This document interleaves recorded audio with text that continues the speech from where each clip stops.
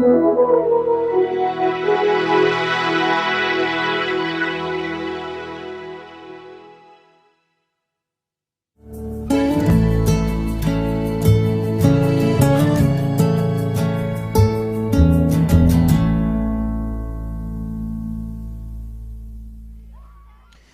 hadir di sini bukan hanya mengisi pikiran, tetapi kita juga mengisi jiwa dengan kehadiran Tuhan. Dan betapa pentingnya merasakan kehadiran Tuhan seperti penyembahan yang tulus. Ya memang untuk menemukan ketulusan yang sempurna sulit, tapi kita terus belajar untuk tulus menyembah Tuhan. Perlu waktu, saudaraku. Bapak Ibu saudaraku sekalian, kita jangan terjebak dengan konsep financial freedom yang salah. Seakan-akan dengan banyak uang kita bisa memenuhi segala kebutuhan yang kita anggap sebagai kebutuhan. Kita bebas dari masalah keuangan. Banyak orang tidak bisa membedakan antara kebutuhan dan keinginan. Antara yang pantas dan citra diri, antara kebutuhan dan keinginan.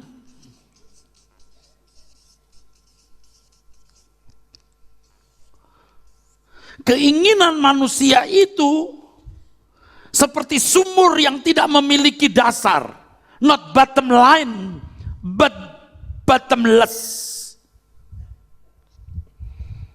Dan jiwa manusia ada kekosongan yang sungguh tidak akan pernah bisa puas. Jangan sampai kita terus mengisi dengan segala keinginan dan tidak pernah berhenti sampai mati. Kalau Paulus mengatakan asal ada makan pakaian cukup, sebenarnya Paulus membatasi kita dengan pernyataan itu. Bukan berarti kita tidak boleh punya fasilitas yang lain. Jelas kita membutuhkannya.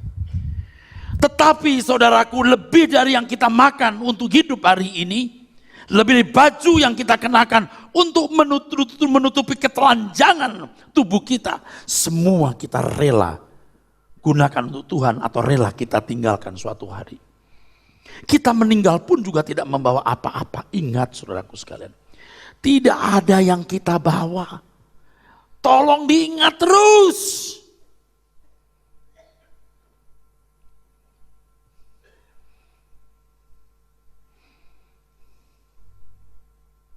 Tidak ada yang kita genggam. Mungkin saudara berkata, Pak, nggak usah ngomongin begitu, itu nanti. Nggak nanti. Nanti kapan? Bisa hari ini, bisa besok, saudaraku. Dan setelah itu kita menghadapi kekekalan yang dahsyat. Kita harus merdeka secara finansial jauh-jauh hari. Makanya keinginan kita itu harus dijinakkan. Yang membinasakan jiwa kita itu keinginan kita. Setelah kita menjadi anak tebusan, bejana hati kita harus dikosongkan supaya keinginan Tuhan diimpartasikan, difotokopi, sehingga segala sesuatu yang kita ingini itu fotokopi dari keinginannya, sehingga hati kita menjadi media di mana kehendak Tuhan dicurahkan, tubuh kita menjadi alat di mana Tuhan bergerak, dan itu indah sekali saudaraku, dan sulit sekali saudaraku. Kita seringkali tidak bisa membedakan antara yang pantas, pemantasan, dan citra diri. Ya bicara soal pantas kan relatif bro, betul. Pantasnya itu pakai tas harga berapa, pantasnya punya rumah seluas berapa. Kan relatif. Relatif. Dan kenyataannya banyak orang yang tidak bisa membedakan. Sebenarnya itu citra diri, bukan pemantasan. Keren punya ini. Lalu yang menghargai kita, Karena ukuran fisik, ukuran jasmani, itu juga orang-orang bodoh. Kita mau dihormati orang bodoh. Wah. Kita mengerti peran uang luar biasa hari ini, saudaraku. Dengan uang itu bisa dilakukan segala sesuatu. Tapi ingat, selalu terbatas. Di dalam buku yang saya tulis ini, secara rinci saya tulis, uang itu fungsinya dari berbagai aspek luar biasa. Sampai bisa membeli jabatan, bisa mengatur palu hakim. Ya, bisa merubah BAP.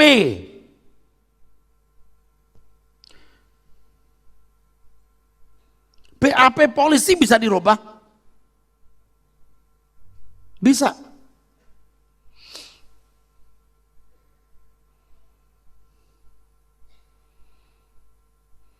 Mestinya sebagai pengedar tulis jadi pemakai. Bisa. Mestinya hukuman 5 tahun jadi 2 tahun. Bisa.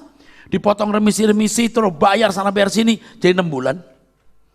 Bisa dengan uang. Pura-pura masuk bui. Sorenya pulang. Tidur di rumah. Pagi-pagi datang lagi.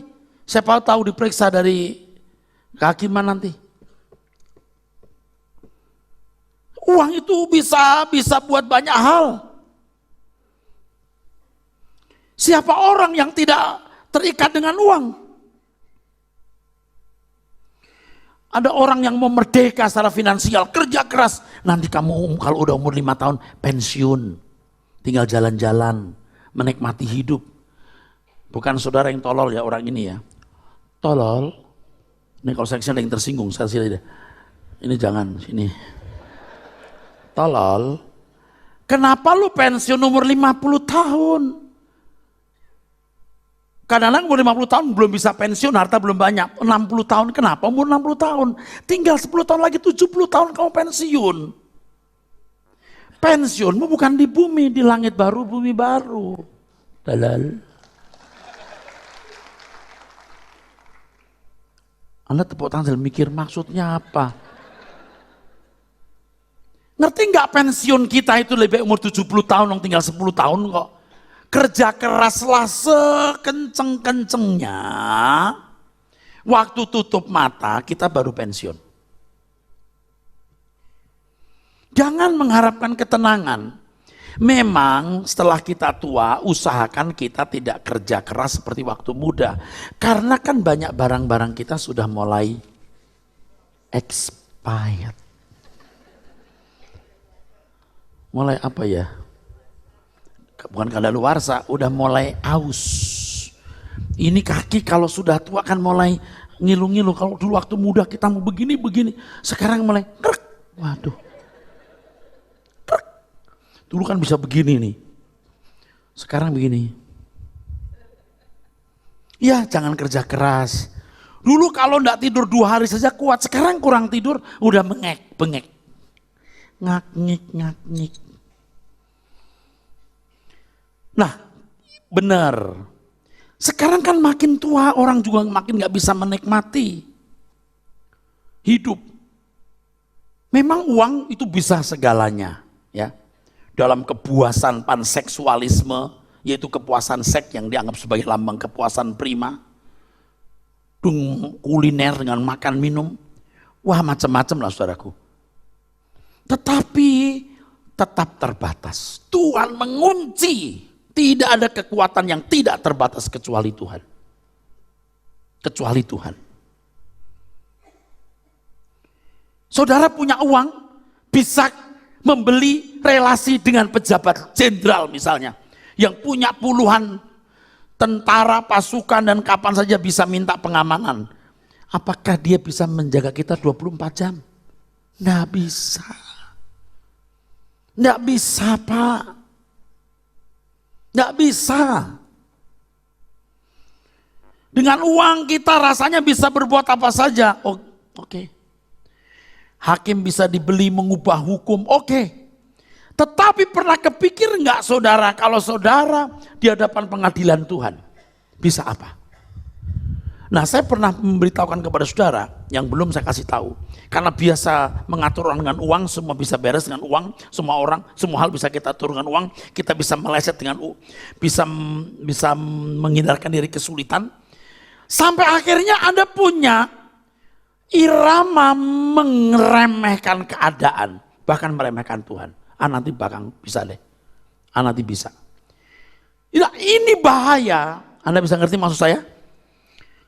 Kekekalan pun bisa diremehkan. Apalagi kalau ketemu pendeta yang bisa disuap, selesai dia. Udah tambah rusak dia. Ya udah rusak. Terbatas uang saudara itu, terbatas saudaraku. Saya sudah katakan tadi di buku ini ada satu tulisan mengenai pembaringan terakhir. Di pembaringan terakhir ini ada seperti narasi saudaraku sekalian.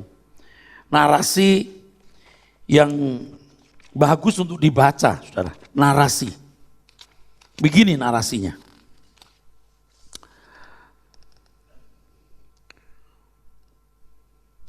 Bayangkan, kamu sedang tergeletak di ruang ICU rumah sakit.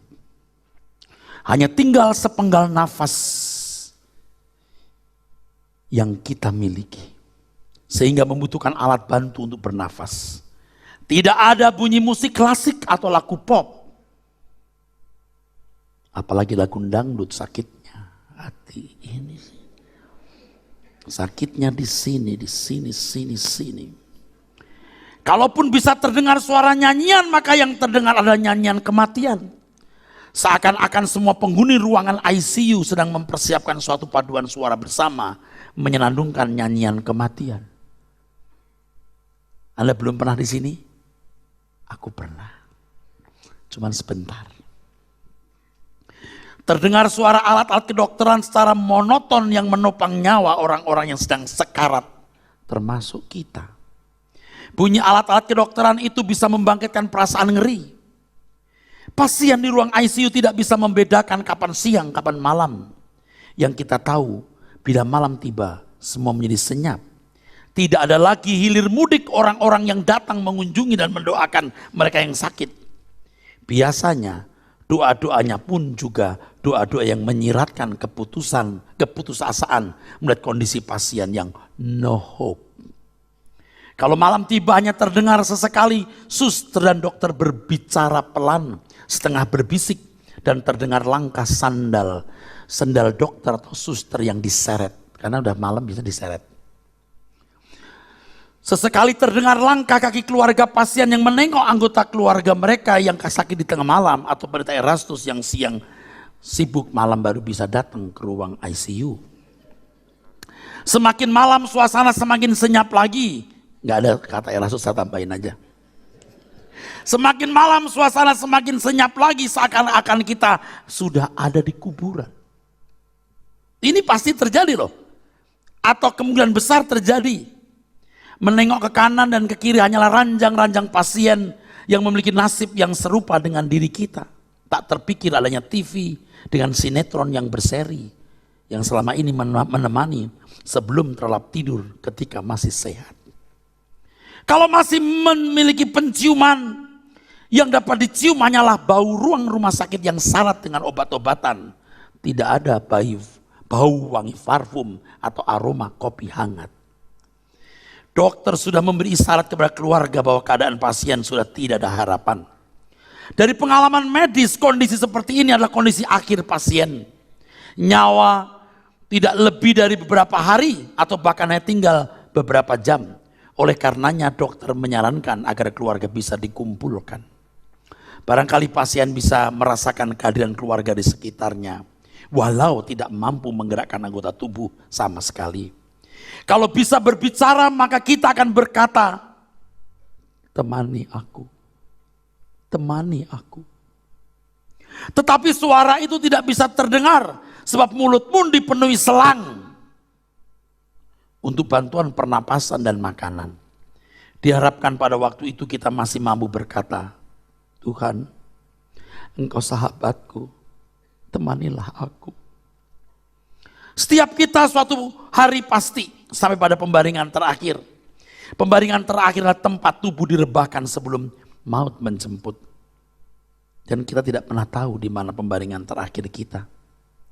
Sebab ada orang yang rebahan tidur pada sore hari, tetapi esoknya sudah terbujur kaku. Ternyata tempat tidur rumah itu adalah pembaringan terakhir. Mungkin juga kursi pesawat terbang. Atau jalan beraspal di mana motor jatuh. Dan seterusnya, bacalah sendiri.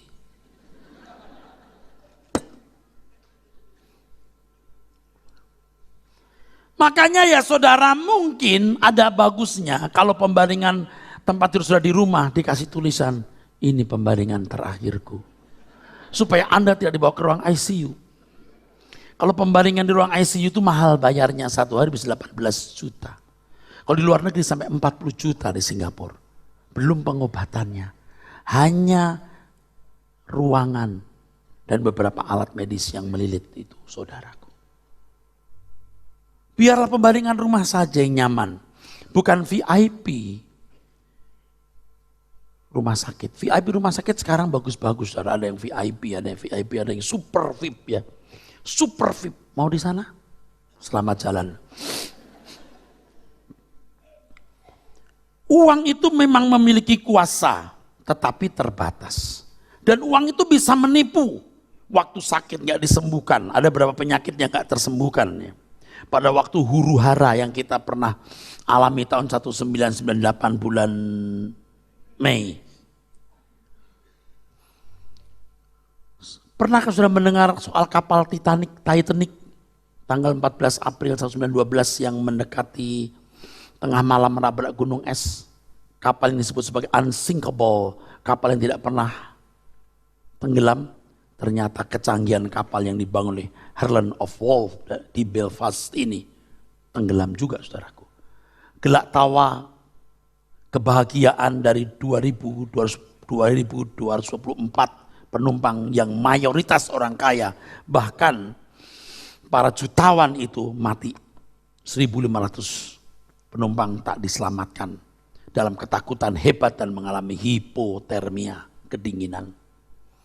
Hanya terlambat 30-37 detik awak kapal mestinya sempat membelokkan kapalnya atas perintah perwira pertama Murdoch.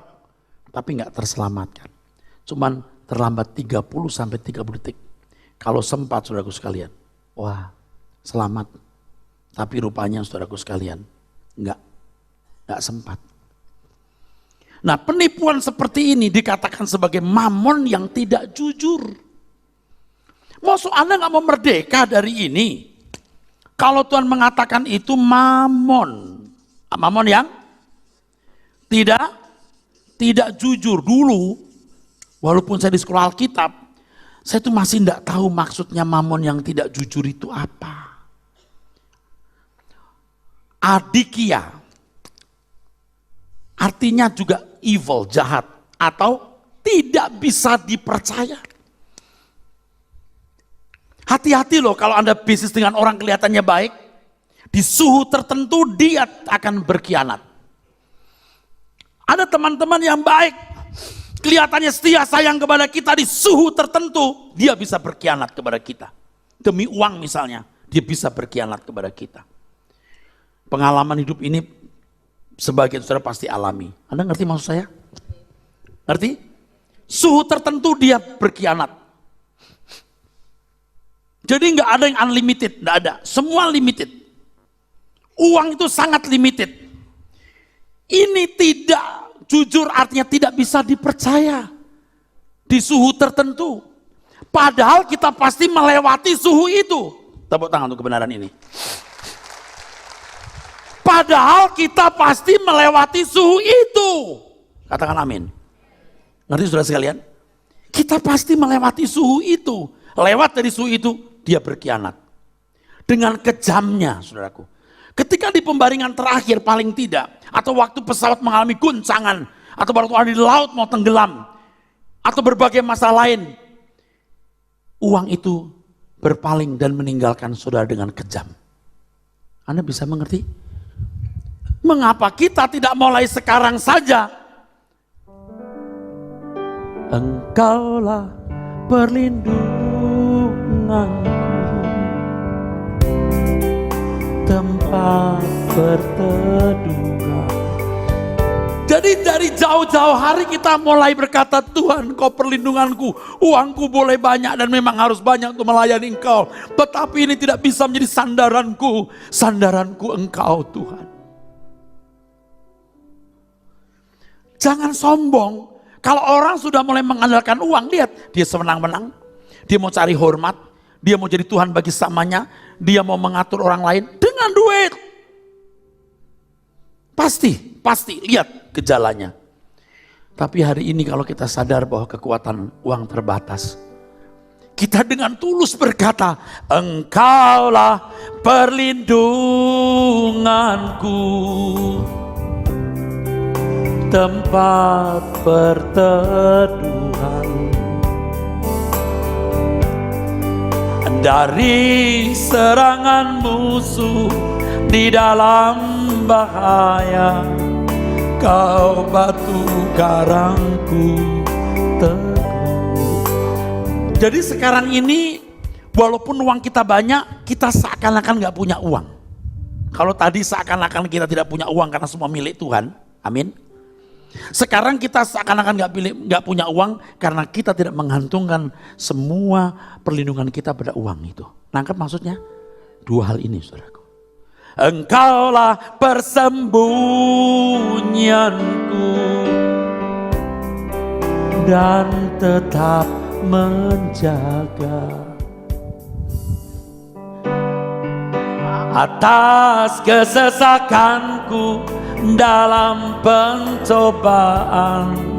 Kau beri keluputan, Kau luputkan aku. Bapak Ibu, yang pertama ingat, kalaupun kita punya banyak, kita gak merasa itu kita miliki dan memang bukan milik kita. Kecuali Anda gak mau tunduk ya. Anda berkata, aku gak mau tunduk. Mulutmu tidak, hatimu berkata. Tuhan tidak memaksa. Ini yang bahaya, Tuhan seperti diam. Padahal Tuhan tidak pernah diam, Tuhan tegur kita. Tuhan seperti diam.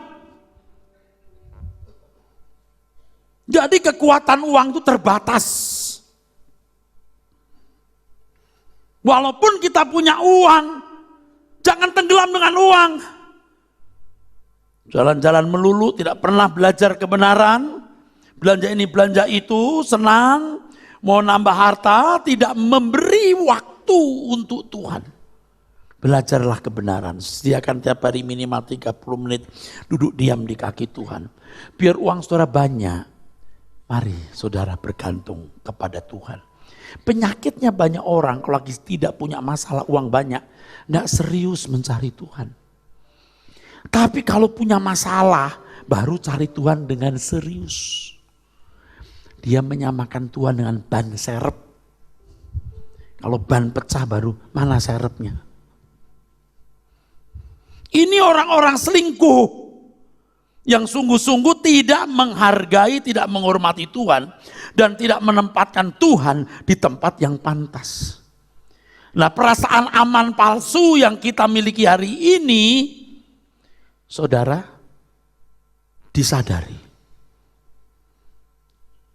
Oleh sebab itu, saudaraku sekalian, kita membutuhkan perlindungan Tuhan. Katakan amin. Dan yang dilindungi Tuhan adalah mereka yang pantas dilindungi. Siapa yang pantas dilindungi? Yang pantas dilindungi adalah orang yang masuk dalam proyek Tuhan. Apa itu proyek Tuhan? Proyek Tuhan adalah bagaimana kita merubah diri menjadi manusia seperti yang Dia kehendaki dan membantu orang lain menjadi manusia seperti yang Dia kehendaki. Beri tepuk tangan. Tuhan tidak melindungi orang yang melindungi dirinya sendiri dengan cara yang salah. Tuhan punya proyek adalah menyelamatkan jiwa. Kalau orang sibuk dengan urusannya, memang kadang-kadang Tuhan dengan toleransi yang tinggi mau menolong orang. Oke lah, saya tolong kamu dengan masalah ini. Kalau masa ini sudah selesai, lalu mau apa? Ya seneng aja Tuhan, kurang ajar. Anda jangan bawa Tuhan ke proyek saudara loh. Rumah tanggaku bahagia, harmoni, anakku jadi orang semua. Aku punya asuransi, tunjangan hari tua, simpanan hari tua. Aku happy, berkati Tuhan. Ini punya kingdom sendiri, punya kerajaan sendiri. Orang begini gak layak dilindungi Tuhan. Anda ngerti saya ngomong apa? Tapi kalau saudara berkata, Tuhan tujuan dukung engkau dan kerajaanmu. Aku mau menjadi orang yang berkenan dan menolong orang lain menjadi berkenan. Anak-anakmu, keluargamu pasti akan menjadi orang-orang yang terbawa ke suasana ini. Mereka menjadi calon anggota keluarga kerajaan Allah. Bahkan sudah menjadi anggota keluarga kerajaan Allah. Ketika bertumbuh terus sampai mengalami kelahiran baru. Baru tercatat dalam kitab kehidupan anak domba. Ingat, ada kitab kehidupan anak domba. Kalau Anda menjadi anggota keluarga kerajaan Allah, sampai ujung manapun Anda dilindungi Tuhan. Nggak usah minta Tuhan lindungi aku, Tuhan pasti lindungi. Peganglah tanganku, oh peganglah. Peganglah tanganku, oh peganglah tanganku, oh peganglah tanganku. Tuhan bilang, aku pegangi kamu, kamunya yang gak mau dipegang.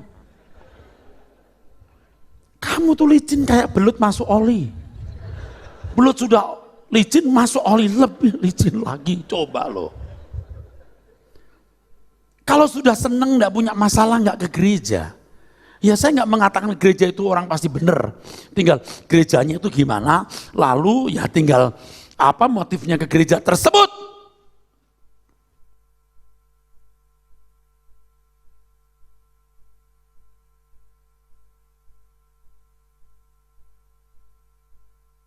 Kalau saudara, saya ajak untuk mengenal kebenaran, punya tujuan hidup yang benar.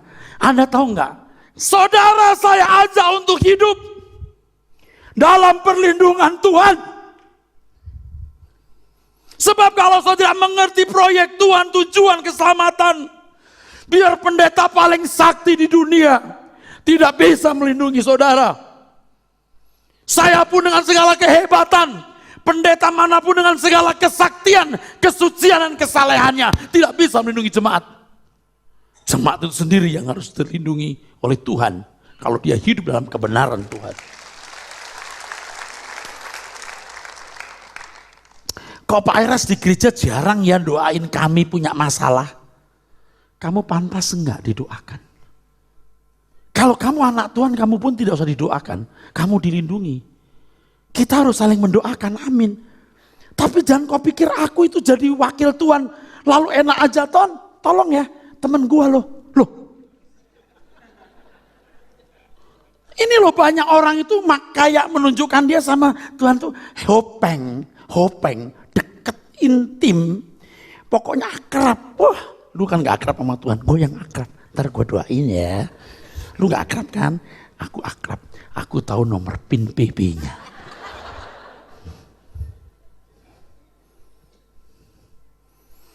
Akhirnya jemaat cuma begini, doakan om.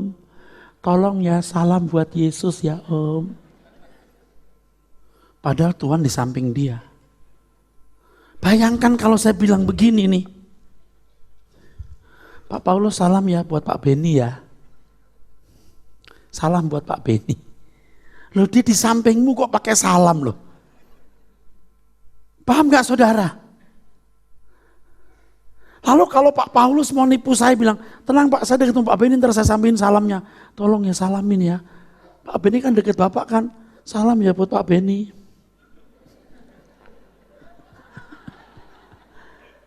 Buset dah, mestinya kan kita kan begini aja.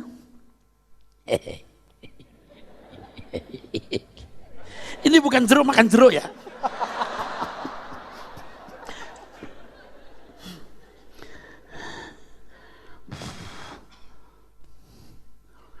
Oleh sebab itu saudaraku, saudara dan saya harus mengerti benar bahwa orang yang hidup dalam perlindungan Tuhan itu orang yang ada dalam proyek Tuhan.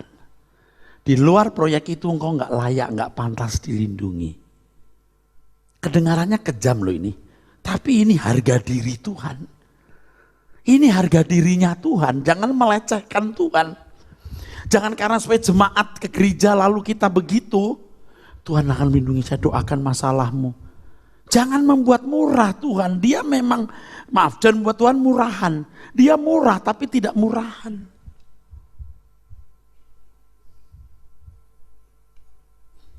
Nah, promosi-promosi tentang Tuhan yang salah itu, saudaraku sekalian, merusak bangunan berpikir jemaat dan menghancurkan hubungan yang harusnya terbina antara jemaat dan Tuhan. Betapa jahatnya itu, saudara. Makanya kalau saudara berkata, Pak Iras, di gereja kok Bapak nggak pernah ya, atau jarang ya sekali, mendoakan masalah-masalah kita. Udah zamannya Anda nggak didoakan, zamannya Anda mendoakan diri sendiri. Kalau perlu di rumah ada setan, lu usir sendiri. Ingat ini, jangan manggil-manggil saya. Bukan saya malas. Nah kalau tiap hari ada setan, lu bayangin coba. Saya cuma ngurusin sudah punya setan. Padahal engkau yang ngundang setan itu sendiri.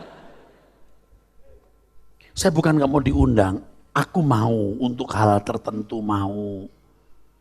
Iya. Kalau saya kadang-kadang begitu sibuk, saya bilang Pak Yudika tolong doakan.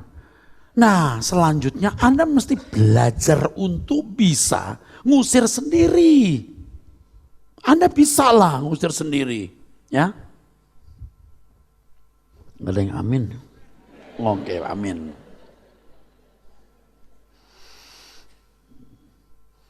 Dengan hidup di dalam proyek Tuhan tersebut, saudaraku, Anda ada dalam perlindungan Tuhan, saudara akan makin melekat dengan dia. Itu indahnya. Sampai memiliki prinsip, you are my everything. Saudara di dunia ini, pulang hanya punya satu jodoh, yang namanya Yang Mulia Tuhan Yesus Kristus. Jangan pulang tanpa jodoh satu ini.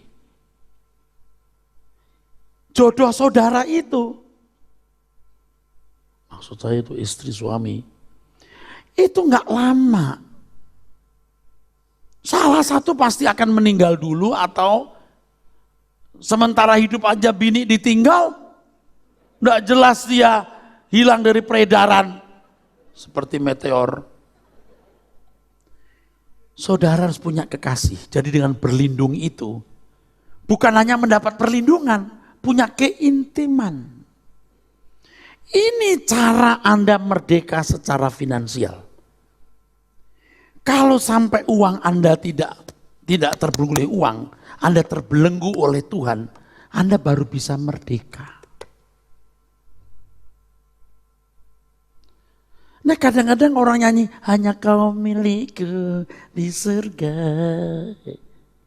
Hanya kau yang kuingini, hanya kau. Malaikat yang tahu bilang, capek dah ini. Dia tidak tahu apa yang dia katakan, hanya kau ngomong doang di gereja. Di gereja, hanya kau tak ku andalkan kekuatanku. Dia tidak tahu apa yang dia katakan. Dia tidak tahu kalau dia tidak tahu.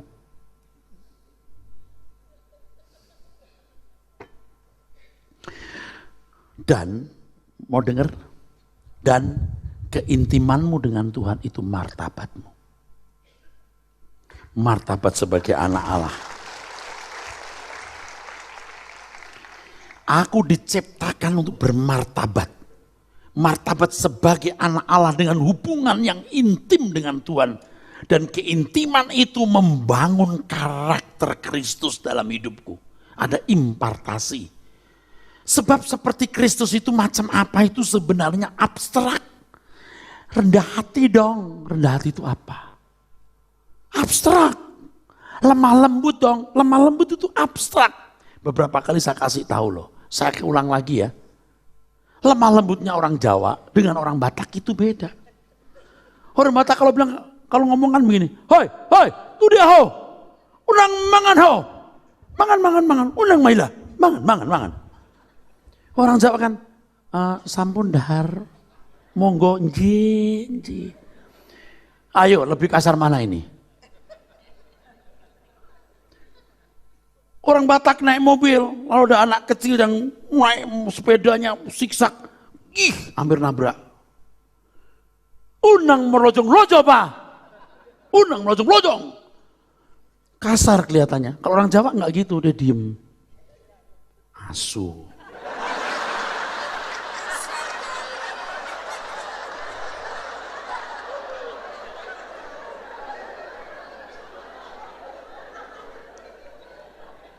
Gini, dia gini, asu tenan. Abstrak loh. Tapi keintiman saudara, Anda akan merasakan bagaimana lemah lembut itu. Kasih itu apa? Kasih itu ngasih duit ke orang gak punya duit, kasih makan orang lapar. Belum tentu. Walaupun kau memberikan seluruh hartamu, bahkan tubuhmu itu dibakar tanpa kasih sia-sia. Orang bisa melakukan semua itu tanpa kasih. Tapi keintimanmu dengan Tuhan akan melahirkan impartasi yang tak ternilai. Anda baru bisa mencium keharuman Tuhan. Waktu kita berbuat salah, bukan salah secara moral umum ya, secara moral umum benar. Tapi tindakan yang tidak tepat seperti yang Tuhan kehendaki, jadi masih meleset. Kita merasa kayaknya nggak begini mestinya. Nah di situ loh. Jadi kemerdekaan finansial itu punya dampak yang hebat untuk perubahan karakter.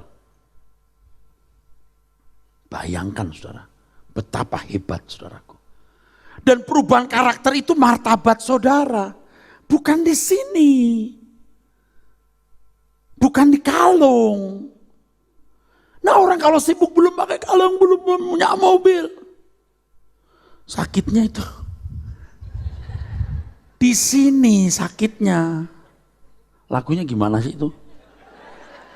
Sakitnya di sini, di sini, di sini. Bukan di mobil. Bukan di mobil, bukan di sini. Bukan di gelang, bukan di baju. Di sini. Di karaktermu yang sakit. Klaim janjinya, setiap jemaat Tuhan, tahun depan tidak ada yang boleh naik kendaraan roda 2, semua roda 4. Jangan amin loh, awas. Ini saya mengutip pendeta ngomong begini bro. Sakitnya bukan di kendaraan om, sakitnya di dalam karakter jemaat itu. Dia belum melakukan tepat seperti yang Tuhan kehendaki. Saya juga belum pak, tapi sudah mepet. Udah makin mepet, makin tepat. Makanya kalau orang belum merdeka secara finansial, bagaimana bisa menjadi orang yang intim? Sebab dia intim dengan dunia. Bukan tidak boleh punya uang banyak, mestinya punya uang banyak supaya Anda efektif untuk Tuhan, idealnya. Ingin kaya itu mencelakai, kaya tidak salah. Nah orang yang nggak punya uang hari ini bukan berarti lalu bebas dari ingin kaya. Belum tentu, Anda miskin cuma belum punya kesempatan aja. Ingin juga kaya. Jangan ingin kaya untuk bisa beli rumah, mobil, segala macam. Ini ekstrimnya begini, Anda nggak punya apa-apa, oke. Tapi Anda ingin kaya, oke. Tapi kekayaan itu supaya Anda nggak jadi beban bagi orang lain.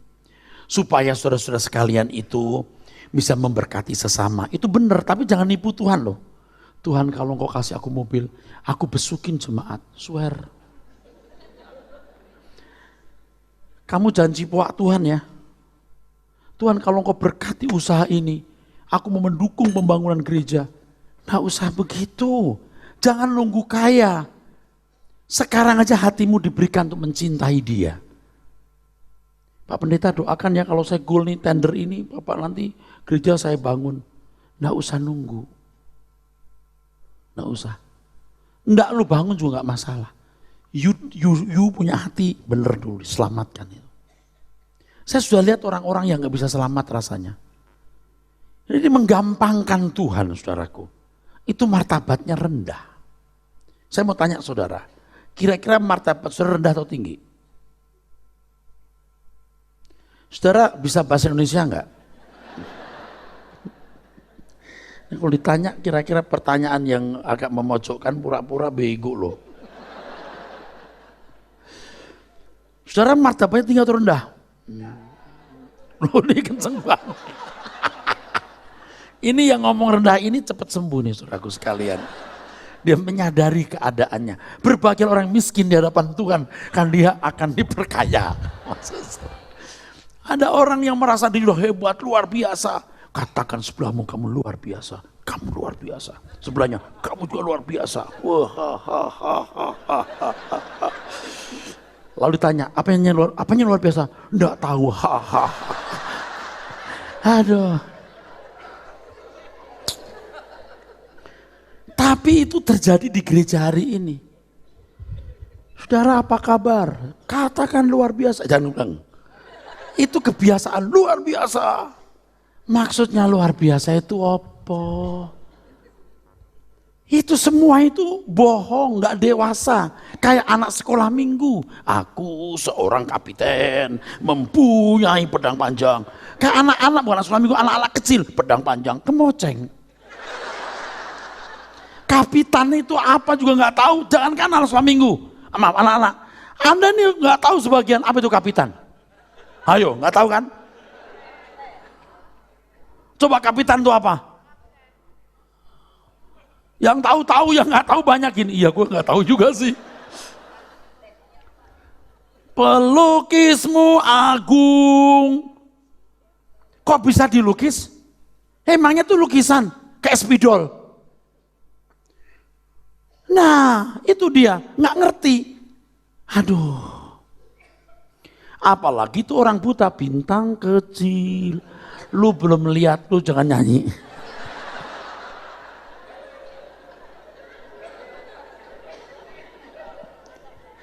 Aduh, katanya, lu nggak ngerti, jangan begitu. Aduh, bener-bener deh. Kalau saudara tidak mengalami, jangan ngomong. Makanya saudaraku, kita itu menjadi anak Tuhan yang bermartabat, ngerti nilai diri. Yang tadi bilang belum, itu benar. Belum itu bukan berarti tidak sama sekali, sedang terus berlangsung. Kalau saya ditanya juga bilang belum dan sudah. Artinya belum mencapai tujuan tapi sedang berlangsung. Sedang berjalan. Jalannya ke sana, jangan ke sana. Kemana loh? Ini bukan mencela gereja mana-mana, ini fakta. Nggak tahu tujuan Kristen itu apa. Yang penting kebaktian lalu ya Tuhan akan memberkati, melindungi, menjaga, berlimpah-limpah. Oh, kutuk-kutuk dicabut, buang. Kayak bulu ayam lu mencabut. Dan kutuk itu apa? Lu kagak belajar. Pengertian kutuk pasti kutuk-kutuk menurut agama-agama umumnya. Lu kan nggak tahu kutuk itu apa. Coba, menurut bangsa Israel apa? Menurut Kristen apa? Apa itu kata kutuk dalam bahasa aslinya? Apa latar belakangnya? Kagak tahu. Saya tidak mengatakan semua pendeta bodoh, banyak yang bodoh. Loh, kok lucu sih? Yang terakhir ini saya nggak maksud lucu loh. Swear, kok ketawa loh? Jangan kenceng-kenceng lo ketawa lo. Yuk ketawain saya atau siapa ini? Nggak ngerti. Kutuk itu apa dia nggak ngerti. Bebas dari kutuk-kutuk. Kutuk kemiskinan. Lalu emangnya kalau dicabut harus jadi kaya? Kalau dia males, emang dia punya orang tua nggak mampu gimana kaya? Kaya itu seberapa kayanya? Apa ukuran kaya? Pakai. Jemaat nggak ngerti, ikut-ikutan aja. Kutuk kemiskinan, kutuk kebangkrutan. Emangnya kalau bangkrut kena kutuk, kalau Ayub bangkrut emang kena kutuk? Lah, yang mesti pinter dong. Kutuk lajang. Artinya nggak keburu, nggak segera punya jodoh. Cabut kutuk lajang, langsung siap laku. Emangnya burung. Kok kutuk lajang? Gimana dia mau kawin? Pria seperti ini, nganggur, giginya hitam-hitam, kuning lumayan, hitam. Ini perempuan gak nikah-nikah, galaknya kayak begitu. Boleh samperin pria, apa lo? Loh, gimana mau macarin dia?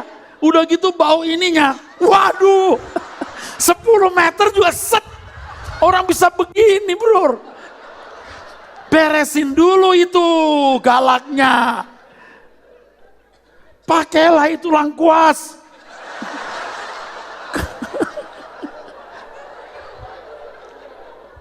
Kalau mau sembuh gampang, kamper di bubuk, remuk, kasih minyak tanah, langsung. Seminggu saudaraku sekalian, langsung bisa langsung hilang. Begini tapi jalannya. Anda tahu nggak? Aku telah mengalami. Saya mengalami, bro. Tapi dulu waktu makannya nggak karu-karuan. Dari bau keringatmu ketahuan apa yang kau makan. Serius. Nggak ada orang makannya bersih terus bau keringatnya, jarang. Ini makan macam-macam. Iya. Nah, kutuk lajang cabut. Loh, kok main cabut-cabut nih loh. Kutuk pengembaraan. Nah, ini yang Anda udah sering dengar dari saya. Artinya nggak punya rumah, yang nganggur-nganggur itu, yang numpang-numpang, yang kontrak itu kutuk pengembaraan. Ini menurut saya kutuk si buta dari gua hantu yang mengembara di mana-mana. Lalu jemaat seneng banget tuh cara penyelesaian ekonomi dengan cara begitu itu. Waduh, seneng banget. Nah, ini kan pembodohan, saudaraku. Kalau kamu kasih berkat akan dikembalikan berlimpah-limpah. Lempar sasing dapat mujair, lempar mujair dapat tongkol, lempar tongkol dapat dolphin, lempar dolphin dapat kapal selam. Lempar kapal selam, perang dunia ketiga.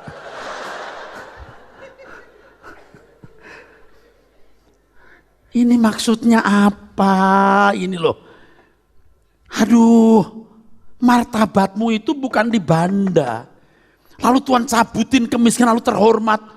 Bagaimana bisa? Karaktermu yang dirubah biar kamu naik mobil tua, motor, martabatmu. Memang manusia menilai itu kan dari apa yang tampil. Itu tidak bisa tidak, ini dunia begitu. Tapi kita setel geblek saja. Kalau saudara naik mobil jelek, saudara berhenti di depan hotel, lihat petugas hotel, cepet.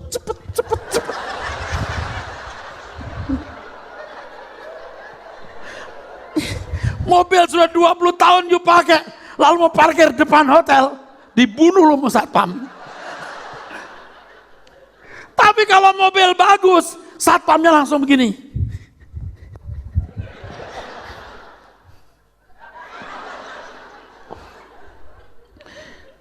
Terus saudara keluar gini. Pelan-pelan supaya orang tahu mobilnya yang bagus itu mobil dia. Kayak begitu tuh. Ses. Lama di pinggir situ lama. Biar orang tahu ini mobil saya nih. Sopirnya diajak bicara.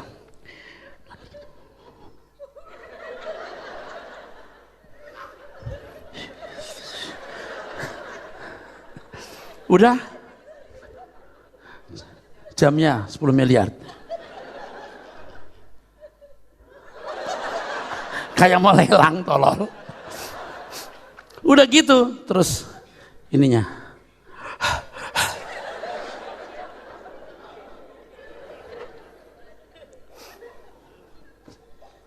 Kasih yang bukain pintu. Makasih, Pak.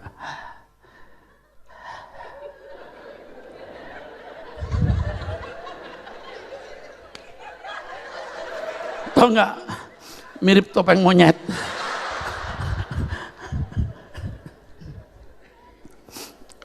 Ada nggak orang di sini yang begitu ya? Oke, kayaknya sih nggak ada yang ngaku di sini. Ketika saudara memperbarui hubungan dengan Tuhan, tidak mencari nilai diri dengan perhiasan di mata manusia, Anda berusaha berharga di mata Allah. Nah, orang sudah biasa dengan berharga di mata manusia, tidak mencari penghargaan di mata Allah. Sesat, saudaraku. Sesat. Terus terang ya, tidak semua sih. Ibu-ibu tuh begitu sukanya. Wanita. Jangan protes. Kamu wanita bukan?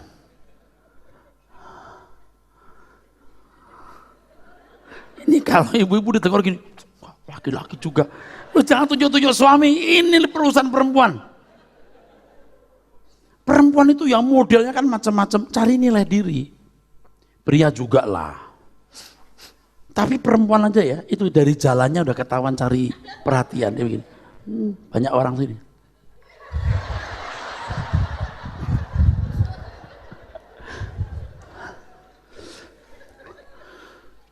"15 menit sekali."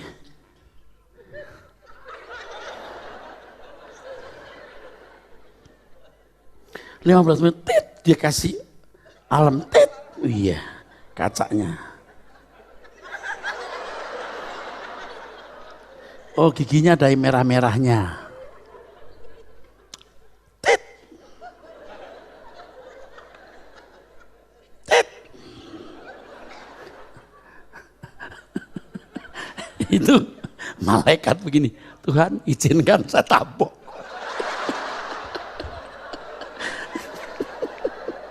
Izinkan saya tabok. Cuman mau cari tampang depan orang. Saya bukan nggak boleh dandan, bagusnya didandanin. Sesekali kan perempuan pakai apa hitam-hitam sini? Apa? Eyeliner. Apa bro? Eyeliner. Itu kalau nggak diawasi, dia bisa begini. Ser. Apalagi di gereja. Haleluya, ser, nangis kan, ser gitu, tau nggak? Like clown, kayak badut jadinya. Jangan cari nilai diri ya. Orang yang cari pangkat, cari kedudukan, seringkali cari nilai diri, dan itu dibeli pakai duit. Makanya orang cari duit banyak demi nilai diri. Orang begini bukan merdeka. Dengan uang bisa beli ini, beli itu, aku naik hargaku. Kamu mau naik harga, yang menghargai kamu manusia yang berdosa juga. Yang bodoh. Kamu gak cari nilai di hadapan Tuhan. Gak salah yuk pakai baju bagus. Pakai mobil bagus pun gak salah kalau itu bagianmu. Tas yang bermerek, gak salah. Tapi kalau untuk nilai diri, kamu berkhianat sama Tuhan. Carilah kehidupan yang bernilai di mata Tuhan. Biar Anda dipandang manusia rendah, tapi Tuhan berkata, orang ini berharga di mataku. Itu cukup. Tepuk tangan.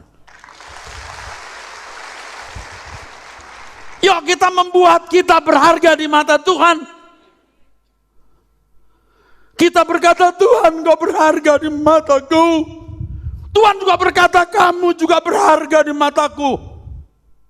Kita bukan hanya berkata, Tuhan kau ku nantikan. Tuhan juga berkata, kapan kau pulang? Aku nantikan juga. Tepuk tangan saudara. Bukan hanya kita yang menantikan pertemuan dengan Tuhan. Tuhan pun juga menantikan pertemuan dengan kita. Karena kita berharga. Karena kita kecintaannya. Aduh bro, bu, pak, kalau bisa begitu. Betapa indahnya hidup ini. Benar, semua jadi indah. Kalau kita berharga di mata Tuhan,